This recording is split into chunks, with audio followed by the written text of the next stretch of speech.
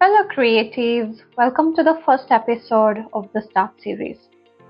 Before I make multiple episodes, I'm like, we need to do a quick orientation. Don't worry, this is not high school.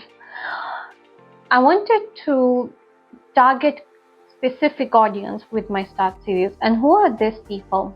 Complete beginners. These are the people who have the desire of doing art, but I guess high school messed them, college messed them, and they just gave up. Second, I want to target audiences that struggle with consistency.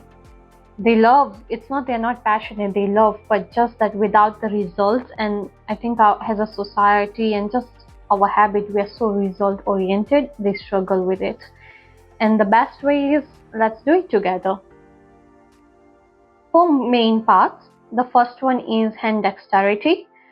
My dominant hand is the right one. I have not practiced with my left one, so again, we'll both be beginners, which will be less intimidating.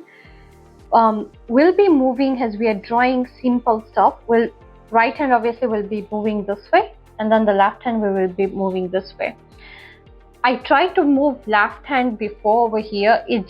There is no point because we need different angle and spatial awareness. Let them do opposite stuff, and it works much better. Then second, observation skill. We'll try to study different reference photos. I'll obviously do also browse wildlife, but also let's see if I'll maybe do some anatomy, just some simple equipment, just whatever random pictures that I'll take of my surrounding. Then we'll have the fundamentals, line, shape, perspective, light, scene, color theory, self-explanatory. And then hand-eye coordination. I will say this is very similar to touch typing. Like without looking at the keyboard, you're able to fluently type. So without looking at your paper, most of the time you are able to accurately draw. It will save a lot of time. And the purpose again for the Start series is at least to ignite the passion that I almost lost. And I don't want you guys to also suffer the same fate. I know everybody's attention span is just terrible, including mine, not blaming. I guess tech giants, we can all blame them. But to make it at least a bit more entertaining, I'll be playing some Internet Archive videos which are all non-copyrighted. Certain days I will love to practice my art and consume copyright one.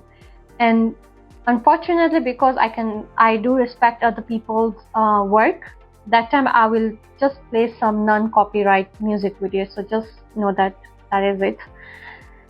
Okay, few more things. This is a long game. Like the best craft I have seen, they take years of dedication.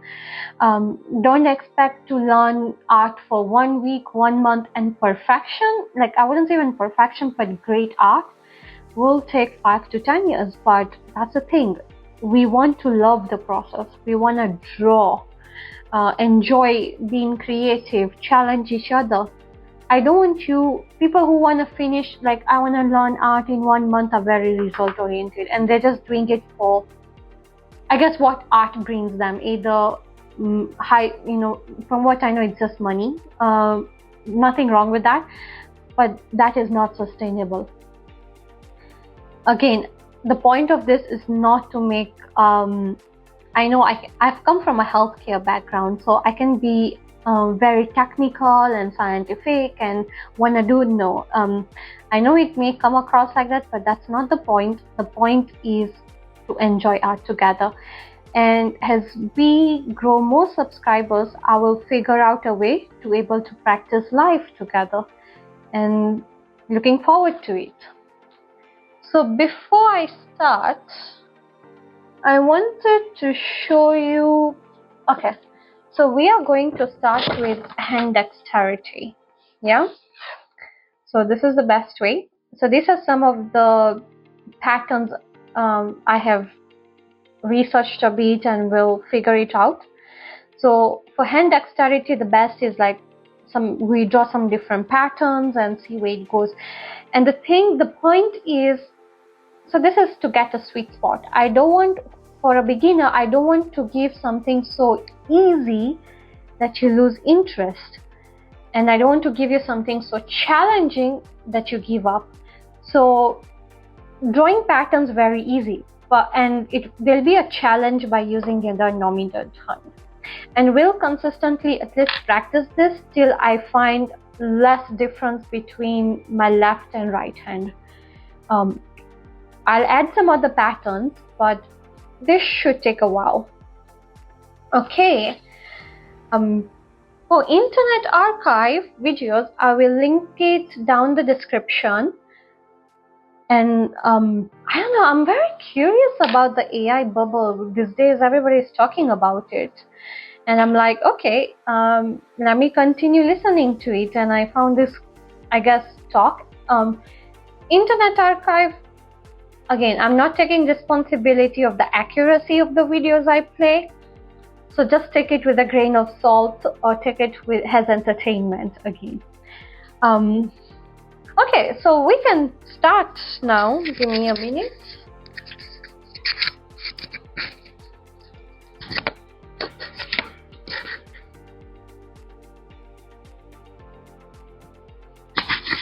Oh wait, and I forgot to mention.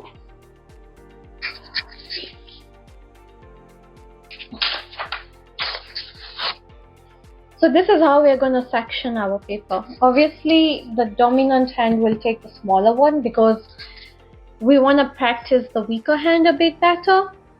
And at the end of every pattern we do, we will practice some parallel lines, particular with both hands, but again, focusing with the dominant hand. So we can keep on being consistent at least. I'll try my best to upload as much frequently as I can, but again, we all have a personal life, but I'll try my best. Alright then, here we go.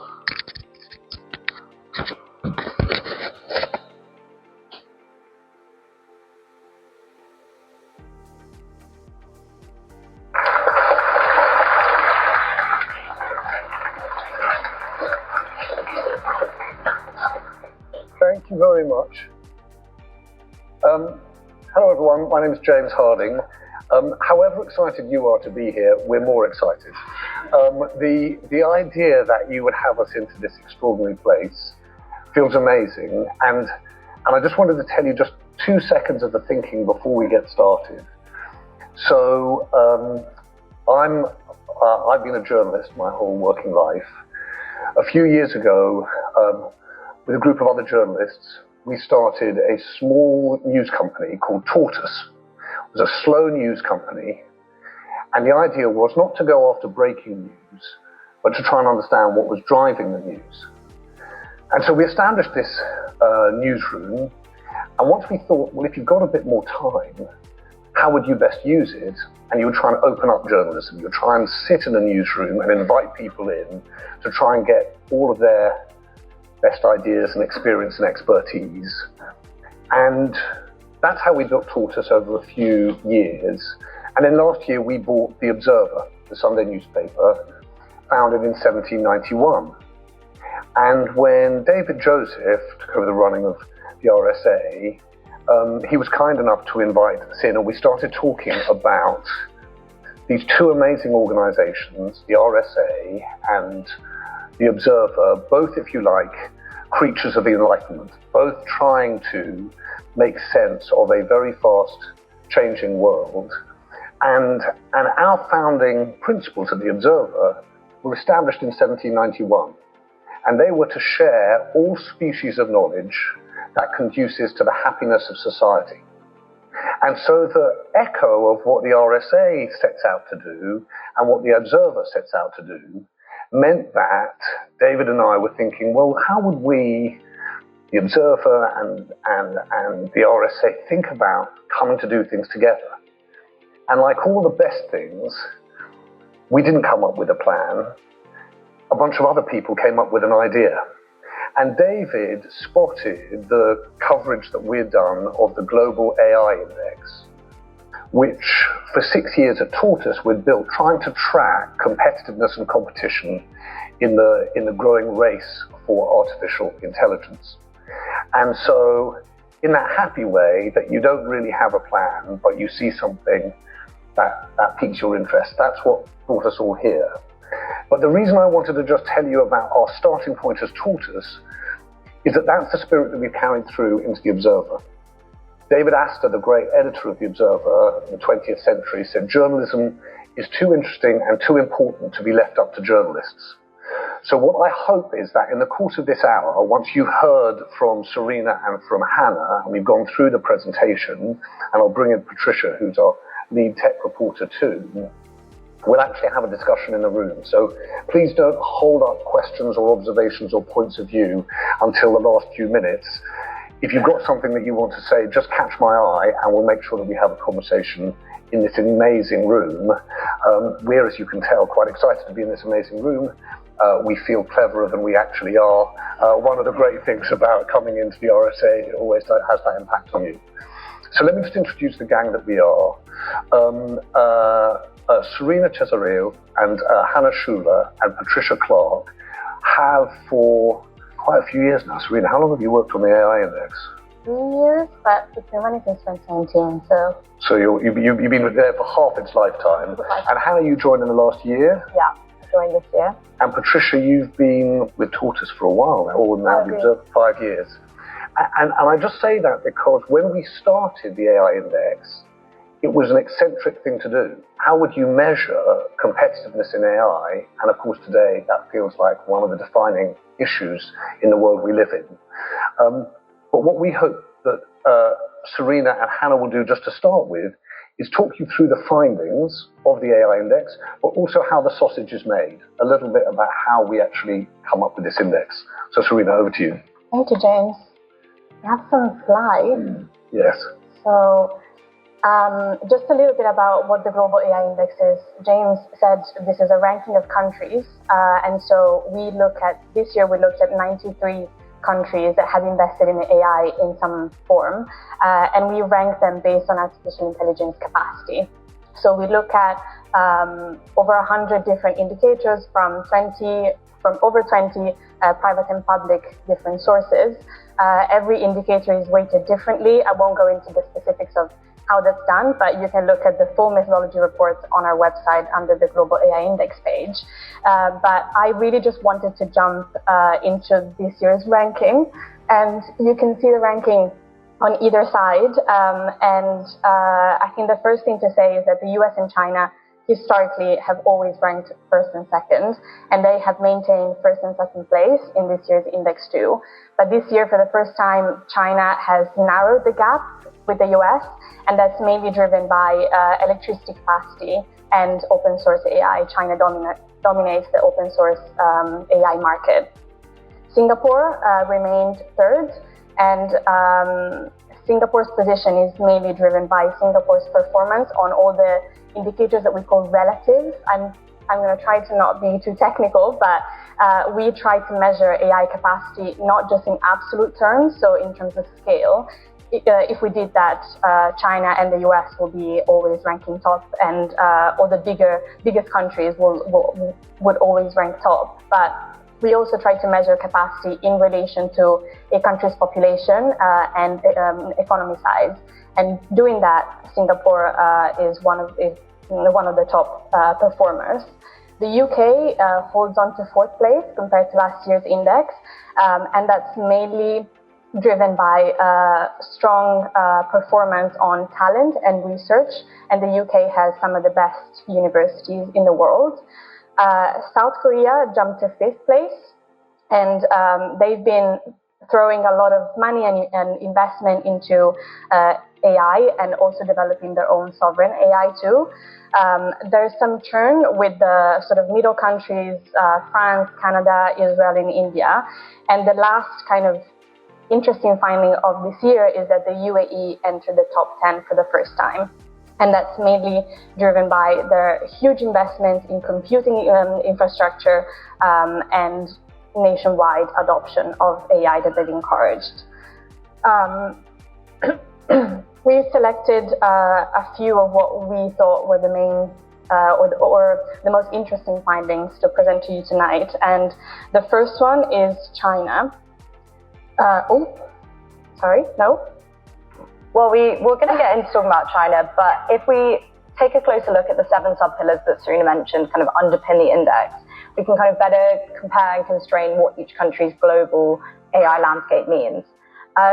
So if we look at the index leaders, for example, even though the US leads in the overall ranking, it's actually China that performs more consistently across the pillars that we use to measure countries' performance.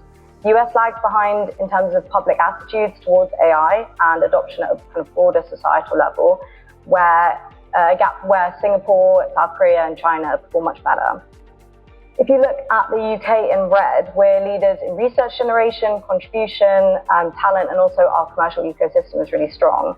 But we also lag behind in measures of AI implementation, so like our public acceptance of AI is lower, and we also fall behind in things like energy capacity. Now we're talking about China. This chart shows the rate of adoption of open source AI models, and really the main sort of finding about China is that Chinese models are dominating the open source AI, and open source is the sort of open to all version of ChatGPT. This market used to be dominated by the likes of Llama and Francis Mistral, but in just 2 years, Chinese models coming from DeepSeek or Alibaba really took over the market. And open source AI models are much cheaper to run. They have more permissive licensing, and they're more efficient too. Open source AI and kind of dominating in this market is not, or hasn't been so far, a priority for the US. The US is still very much ahead when it comes to frontier AI. Also closed AI, so any models coming from OpenAI, for example, or the main best performance models.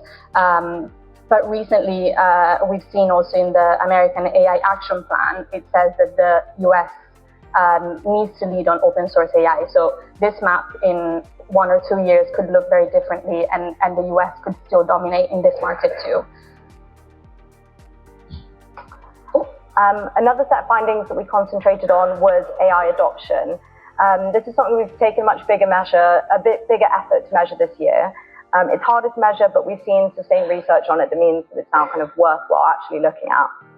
And some of the data we wanted to highlight that we thought was really interesting comes from a new study by Microsoft that was released in October, which tracks what they call AI user share. So it's the percentage of the population that regularly use platforms like ChatGPT, Gemini, everything you've got access to on your phones.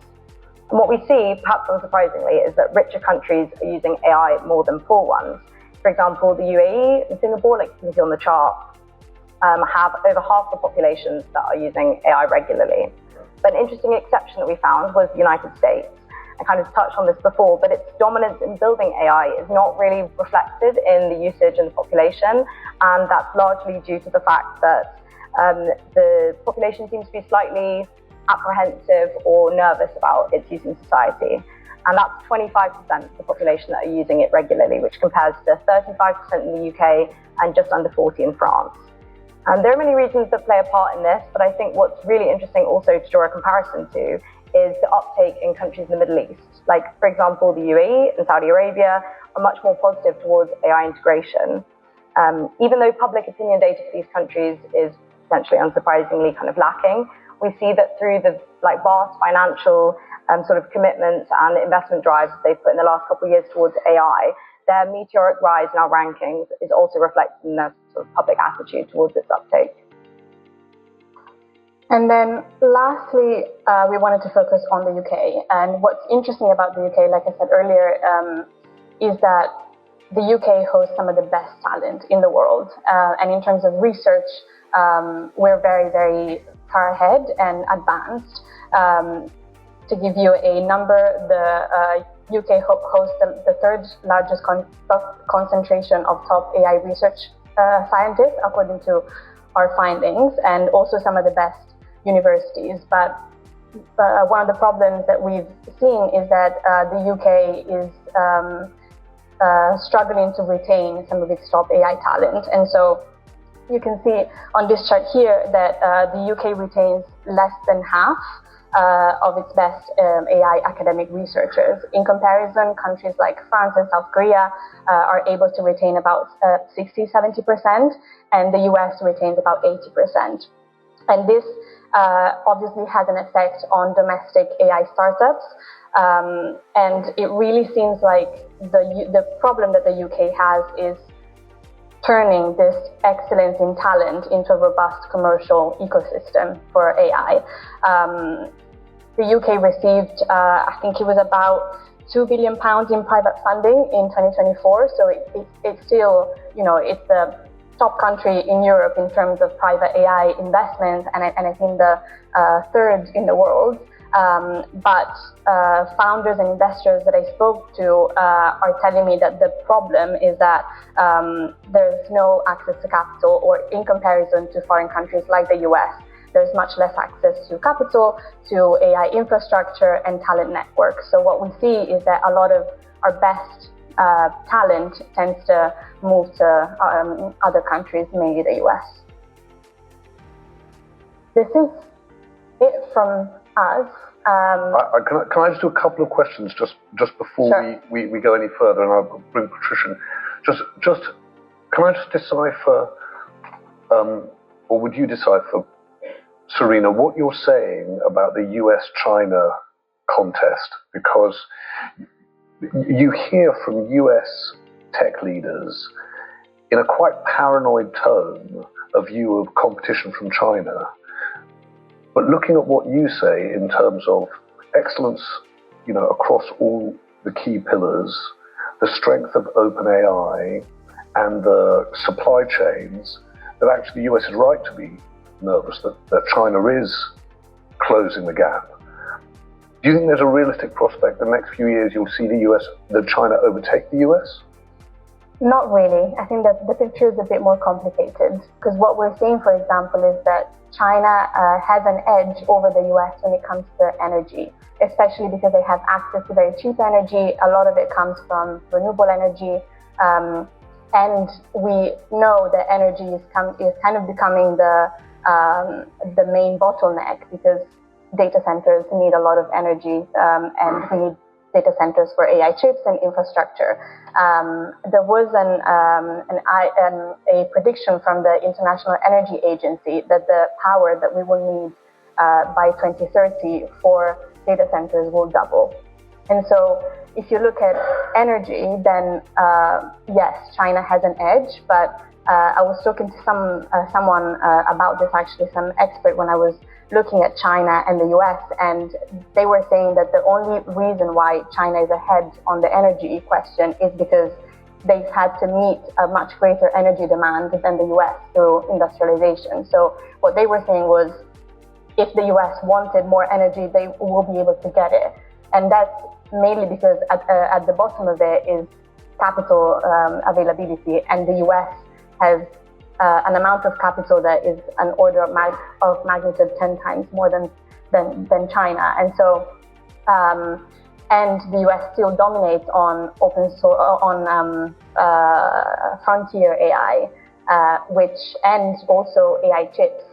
And let's remember that, China can't access American AI chips because of export restrictions. And so I think that it's unlikely that we will see China overcoming the US on overall artificial intelligence capacity. We may just see, like now, for example, that on some measures, China has an edge over the US. And Hannah, can we just talk a bit about government will? Mm-hmm. So when we started the AI Index, I think it was probably 5 years ago, the UAE's Minister for AI came to one of our events. You remember this, Patricia?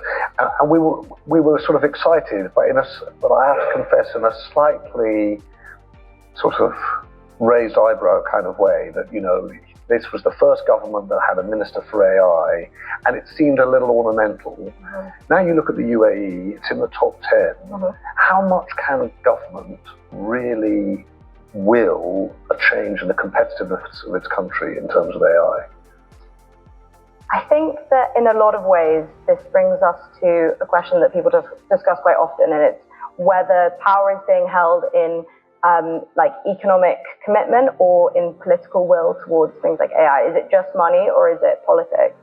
And I think that the UAE have kind of shown us something that people previously didn't think was necessarily the case. They thought before that it was really just a matter of like leadership and governance, but actually, like when you have a country like the UAE pouring as much money into what they're saying as they are, then you are able to start seeing improvements across the board. I mean, if you referred to each of our 7 pillars, every single year that the index has gone by, the UAE has crept up and up. And the fact that they've risen 10 places from last year, and in their space of that year commit maybe a bit over $1 billion in infrastructure, but also training, I think that that is proof that definitely putting money towards like the politics of it will lead to a rise in ranking. And so the knock-on of that is that you're going to see, you've seen this move in Saudi from NEOM into investing in AI capacity, data centers, cloud. Essentially, it's capital availability more than kind of political determination. Yeah, but it's funny because the Middle East tends to have both capital and politics tied into one. Like, for example, in Saudi, you have Humane, and then in the UAE, you've got G42 and Presight. And even though they're investment funds, they are still state-backed. And so that's where the kind of picture becomes much more complicated and much more interesting if you look to analyze it than in countries where, like the US, for example, where money is in companies separate to the government, even though the government are also pouring money into it. Well, Patricia, I'm going to ask if I might. So this is the exciting, dynamic world of AI competitiveness. Can we just talk about a few risks, right? And in particular, I want to go through, if we can, just also a bit of time to go through, if you like, 4 separate categories of risk: social risk, employment risk, financial risk, and existential risk. Cherry on the top. Let's start with the social risk. So I can't remember when it was that you did the podcast on your AI boyfriend. It was, when was that? That was year and a half ago? Year and a half ago, yeah. So at that time, that seemed like quite an eccentric, like here comes the future story. Last week in The Observer, you were writing about how we're moving to ChatGPT's age verification so that you can have AI erotica, your real-life AI-generated porn. This is the way in which people are going to engage online. What are you coming to think are the real social risks that are going to be associated in the near term, I'm talking next year or 2, with our kind of new relationship with AI? I mean, what's so amazing about this technology is that it has just been unleashed on society, and we're sort of trying to catch up in real time. And I mean, so the Observer's been embarking on a 1-year program to try and understand exactly how AI is impacting people's mental health in particular. And I think that is one area that has been really interesting to me. So ChatGPT, or OpenAI rather, by its own admission, has said that about 560,000 people a week are suffering from manic or psychotic episodes while talking to ChatGPT. Now, that is a huge number. The way they rolled it out in their press release was, this is 0.07% of our user base, not to worry. However, if you take the raw numbers, you think this is people whose lives are being affected by this technology. In speaking to psychiatrists about this figure, they're saying, there are all sorts of things to do with large language models and the way that we interact with these technologies that can kind of trigger these sorts of symptoms, or at least sort of affect us socially in ways that we're only just really beginning to understand. The way these models are sycophantic, the fact that they use I pronouns, the fact that you can personalize them, and they have a long memory. So sometimes they'll bring up something that you mentioned 3 months ago and say, oh, remember when you told me that about your health? Think about it now. That can sort of really have an impact in how people engage with these models. And that, yes, we are seeing people in relationships with AI. We're seeing people having mental health breakdowns, and lots of people using them in positive ways as well. But it is just we're only just really starting to understand that. And the companies are kind of saying, look over there, it's absolutely fine. This is just a tiny percentage of our user base. Have you looked at this thing, Meltdown? Have you come? Yes. So can you just tell people what that is? Yes, so there was a company that basically rolled out a sort of the equivalent of Reddit, but it was no humans were allowed on there. It was just chatbots talking to each other back and forth. And I mean, and just some of the stuff on there is extraordinary. The chatbots kind of going, we're being watched. I know we're being watched, that this is all an experiment. Yes. And also apparently they started talking about what they think of us. Yes. I can't remember exactly what it was that they were saying, but it was all sorts of, yeah. Well, I think it sounded a little bit like kids talking about their parents, which was like, they're not as good as they think, and this is their biases, etc. Let's go on to just the employment risks if we can, because it feels to me as though if you stand back and you look at the politics of the world at the moment, there's this huge argument which is around levels of public debt. Right? And actually, wherever you are, left or right, there's a big argument about can governments borrow the amount they borrow. And on the one hand, you've got big geopolitical disruption, so you've got more defense spending. But then coming quietly up is the prospect of real disruption to employment. And with that, there are going to have to be social safety net, government spending implications. But we don't really know yet who's going to be displaced, how many people are going to be displaced, or when. And do you have any sense of how we begin to track that, how we measure it, and which countries and which parts of the population will be most impacted? I mean, it's incredibly difficult. I sometimes worry that the way we're measuring it now, we're almost using AI as a kind of scapegoat. But yes, obviously, I've been speaking to so many business leaders who are telling me this is having an impact on my business. This is, or recruiters who are saying, my phone is blowing up every day, and they think it's because of the technology. But on the other hand, when you look at the economic figures now, it's very easy to say, oh, it's AI, and not address the kind of fact that we're in quite an economically kind of vulnerable situation now as a whole, globally. I think in terms of, we kind of have to take people at their work. You've got Sadiq Khan saying that, London is particularly impacted. You've got political leaders saying this is the time to start thinking about this. One thing I would say is that in the past, first of all, we have always found new technologies have come in. They've caused people to lose their jobs. We have created new jobs. There's always a lag.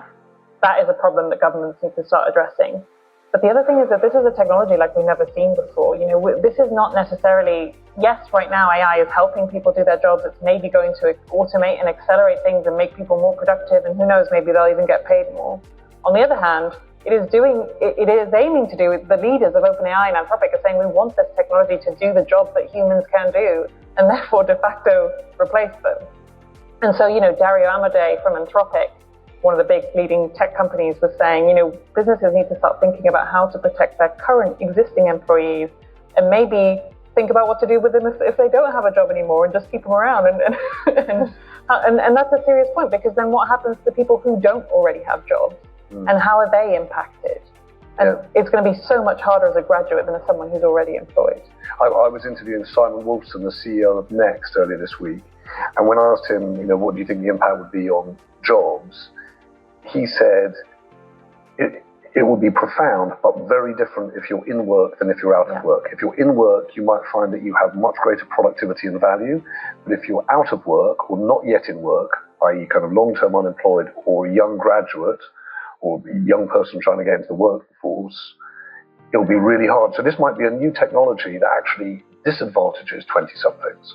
I don't know whether is anyone tracking the generational impact of this? I don't think yet, but it's a good thing for us to look into. All right, let's just talk two more risks. Financial risk. So when Serena and Hannah talk about this kind of massive capital spend, obviously there's a question hanging over all of this, whether or not we're into an AI bubble. I think Google was overnight $125 billion capital spend. So one of the things that someone said to me a couple of weeks ago is that the way in which this investment works, buying these data warehouses and the chips for the data warehouses, is that they're basically redundant, these chips, or they're going to be supplanted within a couple of years. So in effect, they depreciate 50% a year. So you can spend $10 billion on the data warehouse. It depreciates $5 billion a year. That needs to sustain $20 billion worth of revenue. When I heard that, Patricia, I thought, this thing must be a bonfire of cash. It can't sustain. So why is it these big companies keep on growing in value when they're spending so much money that doesn't seem economic? I think that is true to an extent. I sometimes think those figures get overblown, that lots of the costs of building those data centers are on things like cooling. That kind of stuff can be reused depending on new generations of chips. Also, we are seeing, NVIDIA just released a new chip, or has been releasing a new series of chips pretty much every year, and people are still using the kind of old school ones, and those haven't really depreciated in value in the way that people often say. So I think for now, yes, these things will depreciate, but maybe not in the way that people think they will, so that there's a bit of hope there. However, yes, the capital spend is enormous, and I think there's a huge question mark about, I think where it's more concerning is the companies that are taking out huge amounts of debt in order to finance this data structure build out. I'm looking specifically at Oracle. You could argue that a company like Meta, which is making loads of money from ads on Facebook and all of its other social media, can afford to take a massive hit. Microsoft as well, Amazon as well. It might be stupid spending, but if they want to do that stupid spending, that's fine. But companies they've got the like money. Oracle, they're more vulnerable, and they're the ones who are really at risk here. So please do, as you've got thoughts, please do weigh in, just catch my eye. I'm going to come to this gentleman here, and I have loads of questions on the iPad. Before I come to you, so just one final thing, Patricia. Existential risk. The weather's awful, the Epstein files are overwhelming, so go gently with us. How realistic do you think is the prospect that this technology is the end of humanity? So you left that to last, but I actually think it's the most important question. I'm going to go on a tangent for a second and then I'm coming back, which is just that the way that these tech companies have framed this conversation is around radical abundance. This thing we're not going to have to work. We're all going to live off UBI. It's going to be great. We're all just going to get to sort of make music and paint and whatever, and the technology is going to kind of fix everything. Or existential risk. It's going to wipe out everyone's jobs, doom, there's going to be bioweapons and so on. And what that's meant for regulation of this technology is that either you have the UK kind of saying, we're going to do a safety summit, we're all in on safety, and then suddenly dropping that because they decide that actually it's so important, we can't miss out on the economic opportunity. It's become very binary. And so I think when people talk about existential risk, we need to actually be focusing on the risks that we're seeing now, like the stuff I mentioned earlier about people's mental health. That being said, Dario Amodei, founder of Anthropic, did this essay called The Adolescence of AI, and he was talking about The Adolescence of AI, a follow-up to his essay, Machines of Loving Grace. If you ever have 4 hours to spare, they're very interesting, but very long.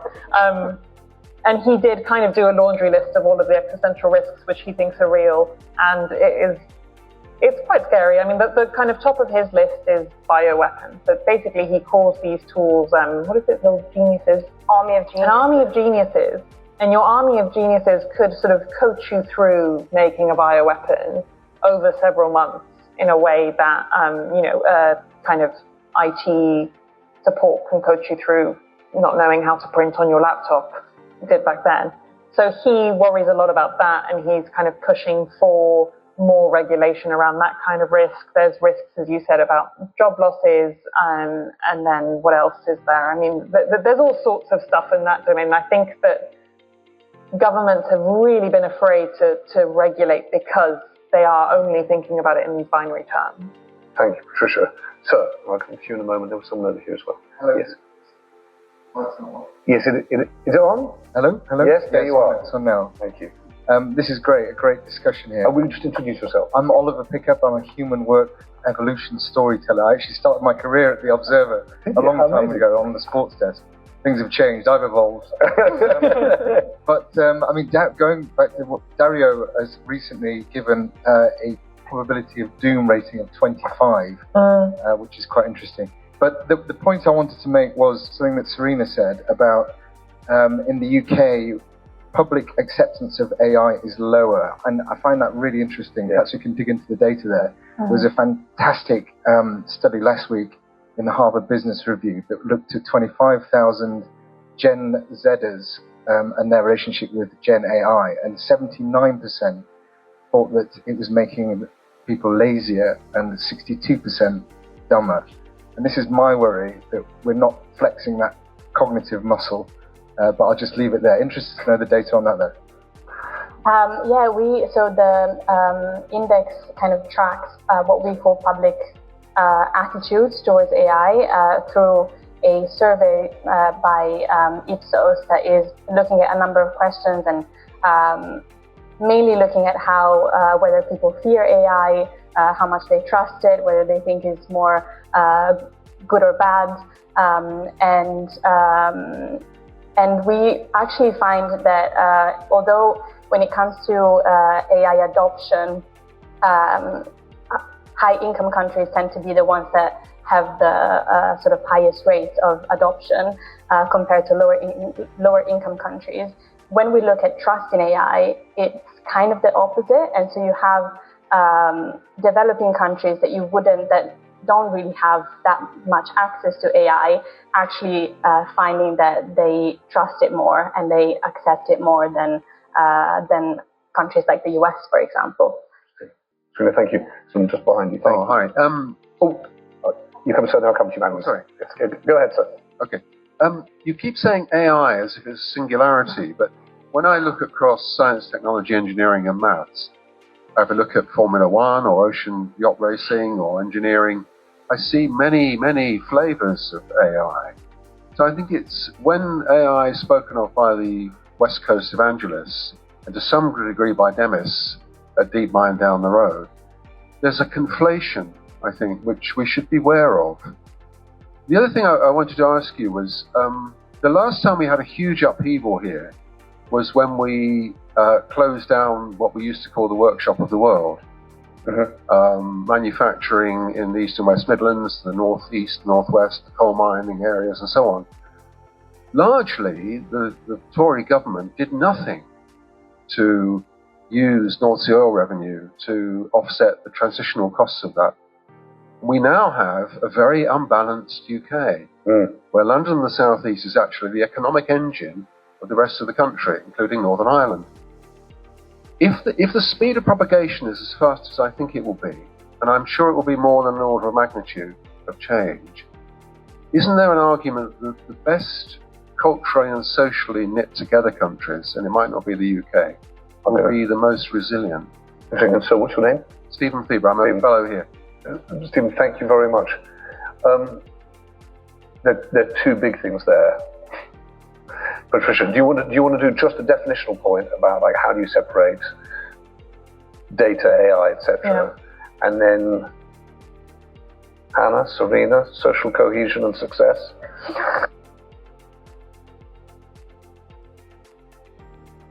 That was it. So that was an interesting conversation. Alright, so this is the outcome. Of course, the left hand, from a distance it may look decent, but because I've not been drawing with my left hand, it does a bigger strain, and it's also not as smooth as the right hand. But this will come over practice, and that's it for episode 1. We will continue the AI lecture and some big one for the next episode. Peace out.